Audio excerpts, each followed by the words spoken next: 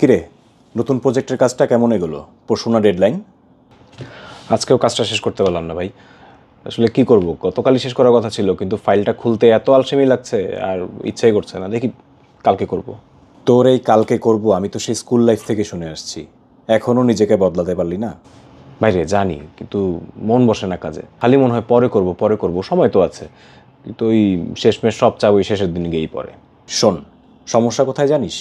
আমরা ভাবি ছোট্ট একটা কাজ, এই তো পরে করলেই হবে, কিন্তু এই পরে পরে করতে গিয়ে এই ছোট্ট কাজগুলো জমতে জমতে পাহাড় সমান বার্ডেন হয়ে যায়।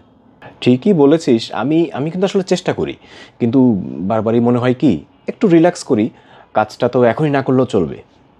আসলে না করলেও চলে, কাজ ফেলে রেখে দিব্যি দিন কেটে যায়, জীবন চলে যায়, কিন্তু দিন শেষে যেটা পড়ে থাকে সেটা হচ্ছে আফসোস। তা তো বুঝলাম, কিন্তু আমি কি করব? আমি তো আসলে আলসেমি ছাড়তেই পারছি না। তোর মতো অনেকেরই অভ্যাসটা আছে, এটাকে বলে প্রোক্রাস্টিনেশন। তুই একটা কাজ কর, তোর আজকে পুরোটা করতে হবে না, কিন্তু এই কাজটা শুরু কর। আজকে তুই অন্তত 5টা মিনিট হলেও কাজটা কর, দেখবি আজকের এই 5 মিনিটের কাজ আগামীকাল তোর 5 ঘন্টা সময় বাঁচিয়ে দেবে।